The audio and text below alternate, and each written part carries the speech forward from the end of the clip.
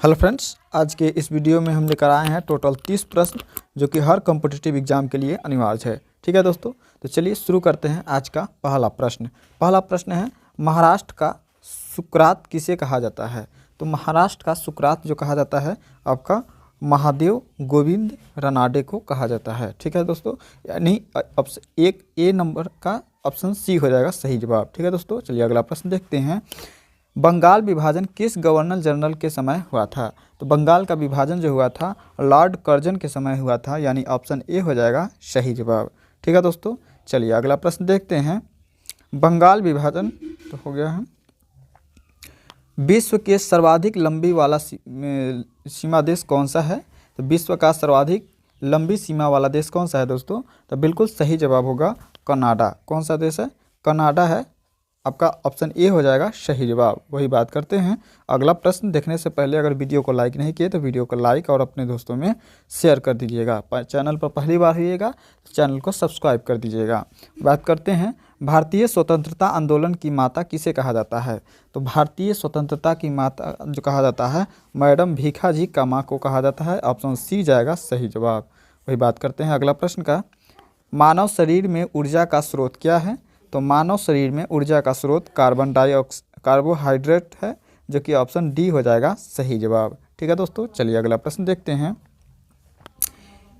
मिताली राज का संबंध किस खेल से है। तो मिताली राज का संबंध जो है क्रिकेट से है। ऑप्शन सी हो जाएगा सही जवाब। ठीक है दोस्तों, चलिए अगला प्रश्न देखते हैं।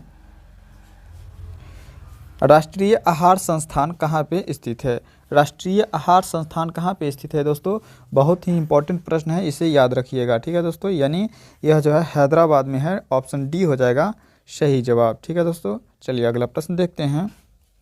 चंगेज खां किस देश के निवासी था। तो चंगेज के खां कहाँ के निवासी था दोस्तों। तो चंगेज खां जो था वह मंगोलिया का निवासी था, यानी ऑप्शन ए हो जाएगा इस प्रश्न के लिए बिल्कुल सही जवाब। वही बात करते हैं। विश्व का सबसे छोटा सा गणतंत्र कौन सा है। तो विश्व का सबसे छोटा गणतंत्र कौन सा है दोस्तों। तो बिल्कुल आपका सही जवाब होगा नौरू। कौन सा हो जाएगा, नौरू। ऑप्शन सी हो जाएगा इस प्रश्न के लिए सही जवाब। वही बात करते हैं। प्लाज्मा अनुसंधान केंद्र कहाँ पर स्थित है। तो प्लाज्मा अनुसंधान केंद्र कहाँ पर स्थित है।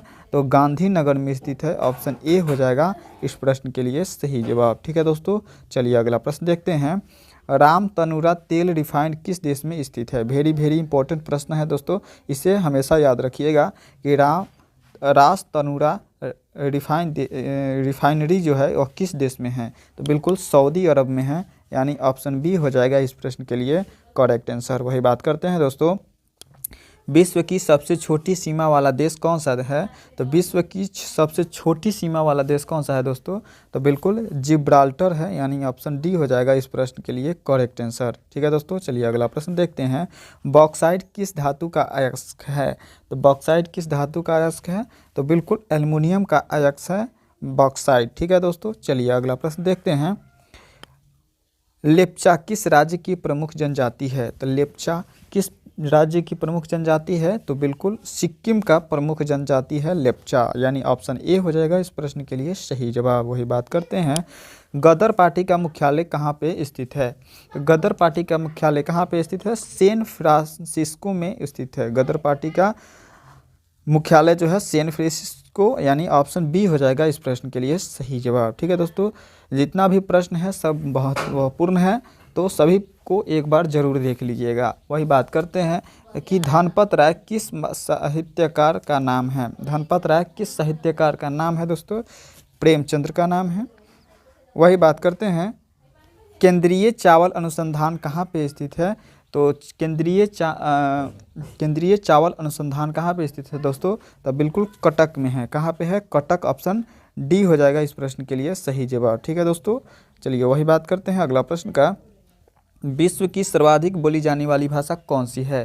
तो विश्व की सर्वाधिक बोली जाने वाली भाषा जो है आपका ए है, यानी ऑप्शन ए हो जाएगा अंग्रेजी। अंग्रेजी विश्व का सबसे अधिक बोली जाने वाली भाषा है। वही बात करते हैं दोस्तों। भारत रत्न प्राप्त करने वाला एकमात्र पाकिस्तानी कौन था। भारत रत्न प्राप्त करने वाला एकमात्र पाकिस्तानी कौन था दोस्तों। तो बिल्कुल खान अब्दुल गफ्फार खां था, यानी ऑप्शन बी हो जाएगा इस प्रश्न के लिए सही जवाब। ठीक है दोस्तों, चलिए वही बात करते हैं अगला प्रश्न का। उगते सूर्य का देश किसे कहा जाता है? तो उगते सूर्य का देश किसे कहा जाता है? ऑप्शन डी यानी जापान को कहा जाता है। ठीक है दोस्तों, चलिए वही बात करते हैं अगला प्रश्न का। विश्व का सबसे छोटा सा देश कौन सा है? तो विश्व का सबसे छोटा देश जो है आपका वेटिकन सिटी है, यानी ऑप्शन बी हो जाएगा सही जवाब। ठीक है दोस्तों, चलिए अगला प्रश्न बात करते हैं कि हरित क्रांति का प्रारंभ किस वर्ष हुआ था?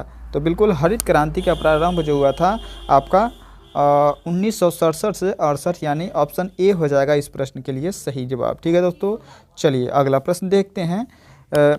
मराठा अहिल्याबाई होलकर की राजधानी कहाँ थी? मराठा अहिल्याबाई होलकर की राजधानी कहाँ थी दोस्तों? तो बिल्कुल आपका इस प्रश्न के लिए सही जवाब होगा महेश्वर में थी, जो कि आपका ऑप्शन ए हो जाएगा सही जवाब। ठीक है दोस्तों, चलिए अगला प्रश्न देखते हैं। लोकसभा चुनाव लड़ने के लिए न्यूनतम आयु कितनी होनी चाहिए? तो लोकसभा चुनाव लड़ने के लिए न्यूनतम आयु 25 वर्ष, यानी ऑप्शन ए हो जाएगा इस प्रश्न के लिए सही जवाब। ठीक है दोस्तों, चलिए वही बात करते हैं कि राष्ट्रीय झंडा फहराने वाला प्रथम देश कौन सा? तो राष्ट्रीय झंडा फहराने वाला प्रथम देश जो था आपका डेनमार्क था, यानी ऑप्शन डी हो जाएगा सही जवाब। वही बात करते हैं दोस्तों कि बजट किस महीने में प्रस्तुत किया जाता है? तो बजट जो है आपका जनवरी में प्रस्तुत किया जाता है, ऑप्शन ए के साथ जाएगा इस प्रश्न का सही जवाब। ठीक है दोस्तों, वही बात करते हैं कि बांग्लादेश की मुद्रा क्या कहलाती है? तो बांग्लादेश का मुद्रा जो कहलाती है वो टंका कहलाती है, ऑप्शन ए हो जाएगा इस प्रश्न का सही जवाब। ठीक है दोस्तों, बात करते हैं कि थर्ड अंपायर का पहला शिकार कौन खिलाड़ी हुआ था? तो थर्ड अंपायर का पहला शिकार कौन सा खिलाड़ी हुआ था दोस्तों? तो बिल्कुल आपका सही जवाब हो जाएगा सचिन तेंदुलकर। कौन हो जाएगा? सचिन तेंदुलकर, यानी ऑप्शन ए हो जाएगा इस प्रश्न के लिए सही जवाब। ठीक है दोस्तों, चलिए अगला प्रश्न देखते हैं।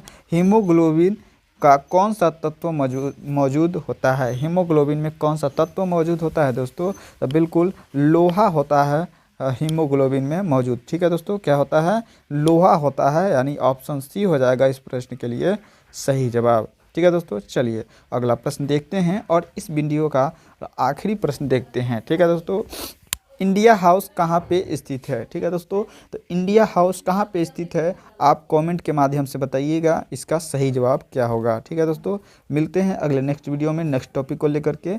तब तक के लिए जय हिंद, जय भारत।